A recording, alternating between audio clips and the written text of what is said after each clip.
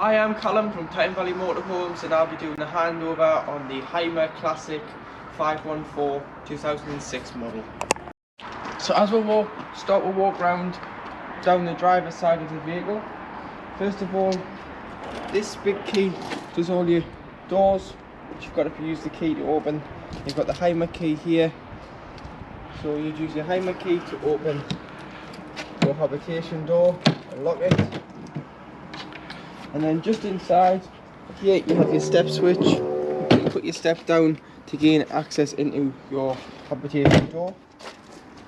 And beside it you've got your weight plate, so it's 3.5 ton gross vehicle weight, 5.5 ton if you are towing with the vehicle, so the vehicle and whatever you're towing can't exceed 5.5 ton as this is your train weight. And then you've got your front and back axle weights. Here you've got your lockable mains connectivity point, so this is where you'd connect with a hookup. You would hook the vehicle up first and then hook the side up, and in reverse when unhooking, so obviously unhook from the mains and then unhook the vehicle last when coming to unhook the vehicle. Got your two fridge vents there and your access to your garage, so again opens with the Hymer key. And in here you've got your shelf which you can access through your worktop in the kitchen. You've got your light which will work when you've got your mains control panel on, and then you've got your hot and cold water drain there, and your boiler drain which is behind there, which I'll show you from inside as well. And then coming around the back of the vehicle you've got your twin lens reverse camera above your high level brake light. If you were to put a bike rack on, this is where the body is strengthened for one. You've got your truma vent for your boiler and hot water systems. This is where the boiler is, just behind here. And then you do have your bumper bar with tow bar and 7-pin electrics on there. Coming round to the driver's side, or should I say the passenger side, sorry. You've got storage under here, so you've got through storage which you can access underneath that side of the garage as well. So if you've got like long skis or any long items like deck chairs, tables, you can slide them in there. And then this is your cassette toilet. So to operate your cassette toilet, to get it out from the outside of the vehicle, you've got to make sure the grey lever, which is called the blade, is closed on the bottom bowl of the toilet, otherwise it won't come out. And then you'd be able to lift the orange handle there, slide out, go to your waste disposal point, which is normally behind or beside your toilet block, take your yellow cap off, which acts as your measuring stick when you come to refill it with chemical. Press this button here, tip out. Once you've tipped it out, there's normally a tap, put some water in, give it a quick clean and tip out again. And then, like I said, if you're using a liquid form, cap full into here, and it's good to be used again. Or if you're using the tablet form, which is the newer form, saves a bit of space and carrying the bottles of liquid. You put a pint of fresh water into the cassette, push it back into the vehicle and drop a tablet down the toilet, which are basically just like a dishwasher tablet in the cellophane. That'll all break up, but they're a special tablet for the cassette toilet made by Fitfit. Here you've got your fresh water, so this cap's normally on, and this is your fresh water fill up. So you put a hose pipe in there until it either overflows or until you're happy you've got enough water on board, which you can see from your main control panel. But I would advise going to buy a hose pipe with some ends, because it's just a brass tap on site. So you'll need like the hose lock connection end, and you'll need the screw cap to go onto the tap. In here's your LPG, liquid petroleum gas. This is your gas locker, so you can fit 2 bottles in there. And then all you need to do is, if you just pull these forward, you'll be able to drop this down to gain access to get the bottle in and out. With the gas, the pigtail is the opposite thread, so it's left to tighten, right to loosen. You need a gas spanner or adjustable wrench to nip that up, and then once you've got the bottle on, always tie it into place with the straps and turn it off when you are traveling. Come to the front wing on the passenger side. You've got your diesel fill up. So it opens with the main ignition key. So you put your ignition key in here, full turn, and then you'll be able to put diesel in, and then you'll be able to put your lockable diesel cap on. And then if I just show you how to pop the bonnet. So underneath the steering wheel, you've got your steering wheel adjustment, and then you've got your bonnet pop. So you can release the bonnet there.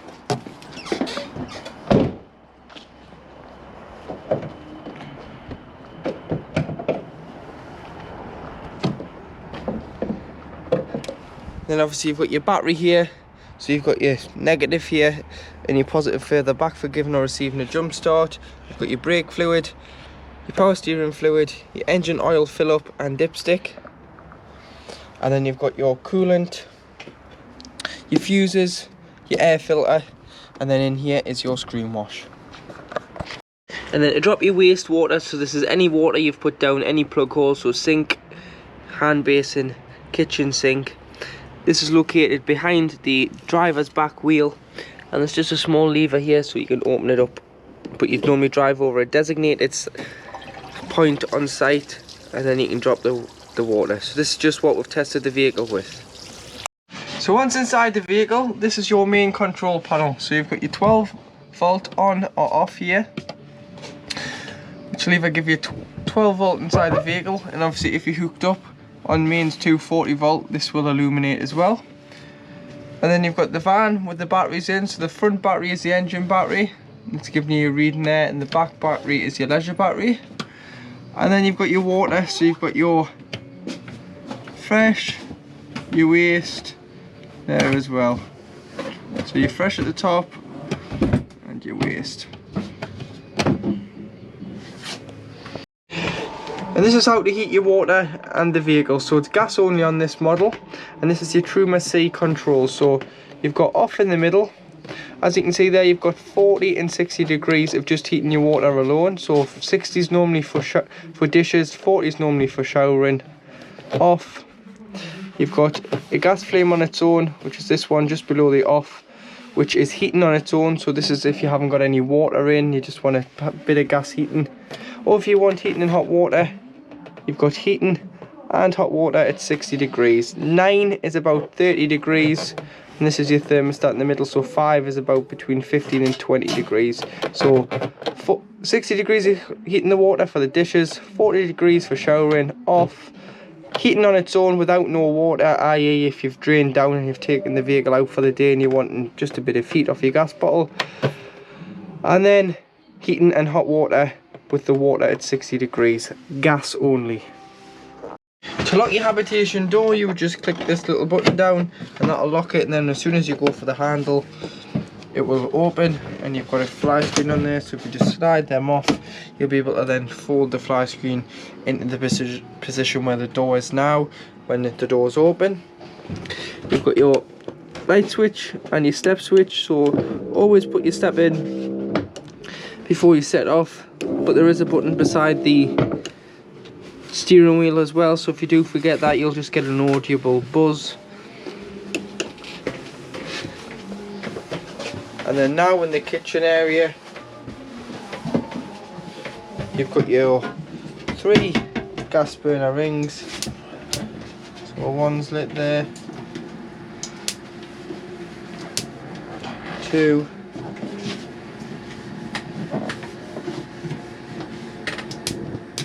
3, they're all lit. Allow them to cool before you put the lid down.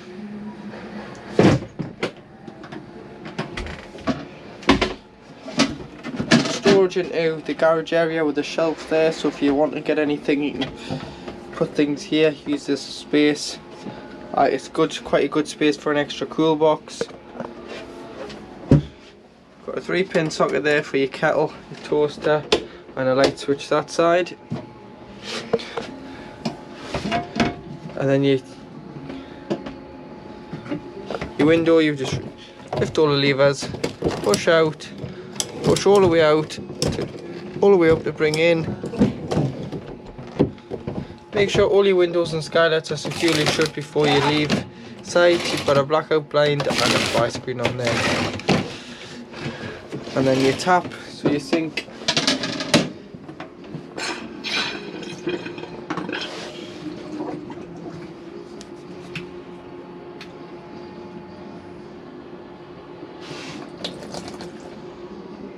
Once you put your water in, give it a few seconds. Obviously this system isn't primed at the moment, so all you do is you put it on to hot and you'd allow it to fill the boiler, and then the water will start coming through.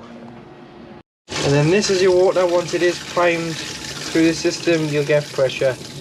Just allow it open and it'll cough and splutter for a couple of minutes until you get high pressure water. And that's your temperature of the water, getting lovely and hot there. To operate your Dinette styled fridge, so this is your energy source here.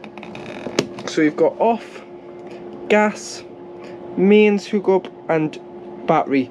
Battery is from the leisure battery. It's not from the leisure battery, it's from the engine battery, sorry.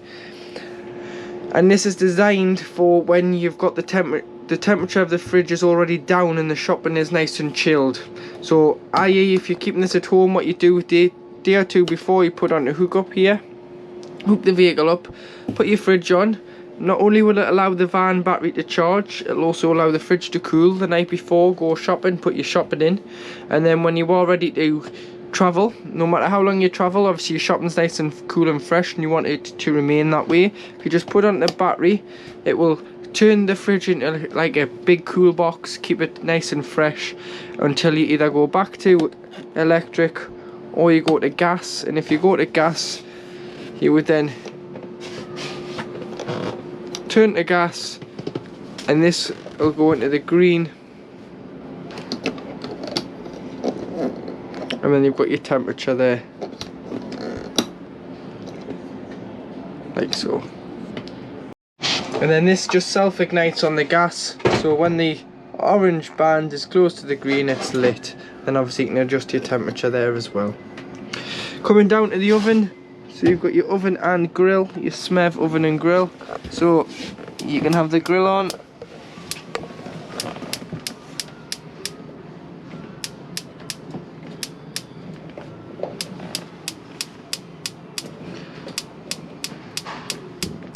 There's the oven away. It's always best to light the oven first and then you can go for the grill, like so. And you may just want to take this out when you travel or wrap it up, as it can tend to make some noise when you're on the road. And then above it you do have your cutlery tray and your red gas taps. Any problems with gas, turn the bottle off just to be safe. These are mainly for when the vehicle is habitation serviced. At the back here is your boiler, but also your trips on mains electric, which are just here. So if you do trip the vehicle out, try here before you try your main site. And then just at the back here, so if I just put the torch down there, and then you can just see a little red toggle tap just there. This is your winter drain off valve, so you pull it up to close and push it in to open, and that'll drain the 10 litres of water off out of the boiler and stop it freezing. And then you've got these two blue twists on the water pipes there.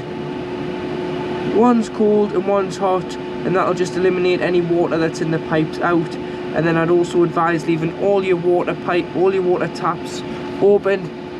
Obviously open your waste outside, as if you didn't drain this boiler off, it isn't covered under any warranty, unfortunately, as it's your responsibility to look after it and drain it down due to frost. Now in the washroom area, and then you do have, if you just push the back and slide, a fly screen and a blackout blind there. So to form the bed, what I've done is I've lifted the table off the bar, so just raise it to about 90 degrees and then it'll slide off. And then what you need to do is there's a button just on here which folds this leg in half. and forms the bed base, and then what you would do is you would remove these cushions here, just the one of them, and form the double bed in the dinette area. And then underneath your two rear facing travelling seats, just behind the passenger seat, you've got storage, and in this bag here you've got your toolkit, which includes a jackknip brace and a tow knife. To open the large skylight above the living space dinette area, you just use your winding handle and you just wind it open like so, but always make sure that it's securely shut before you start travelling, as they're just plastic windows and you don't want to get them damaged. And then you do have a fly screen and a blackout blind. It's just pinched together and you just unpinch them there like so. And then your luton bed over the top. This ladder just hooks on to the edge of the frame there, and then you can just put that up into the luton when you're travelling, and then to get more headspace getting in and out the cab, the bed will just push up. So all your bedding and lighter items can go up there when you're travelling. Push it up and they'll be fine. And you do have a curtain to divide the spaces up. Got your wardrobe space here, which has also got the shoe horn in, which also doubles up as opening the skylights. You can use the hook like so, hook onto here, and you can turn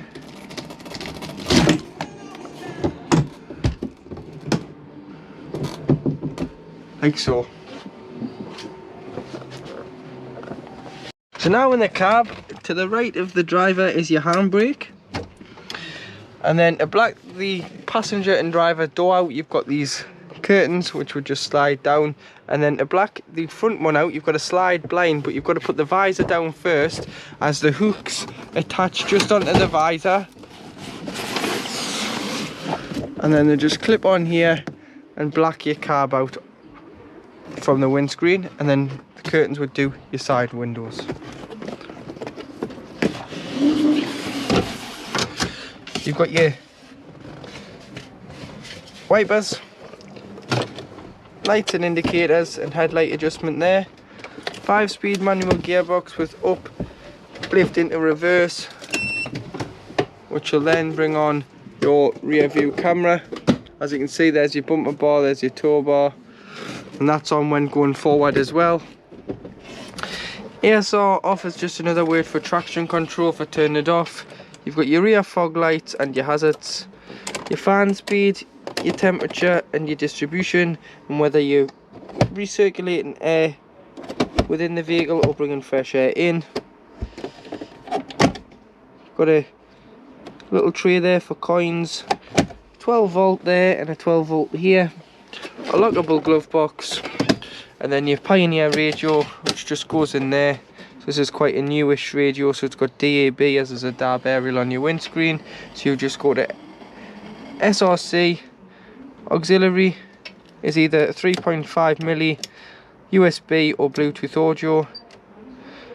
Bluetooth audio there, digital radio. So there you go, you just press 1 to 6 to save your favourite channels. But if you were connecting, you would go onto your phone and you'd look for this last number here, so X580 DAB. If that come up onto your phone, just press pair onto there and it'll pair your phone in there, so whoever rings will come through the head unit, as there is a microphone up here by your rear view camera. That now brings us on to the end of the handover on the Hymer C514 2006. Should there be any questions you have, feel free to contact Time Valley Motorhomes on 01207 272 777. Thank you for watching this handover video.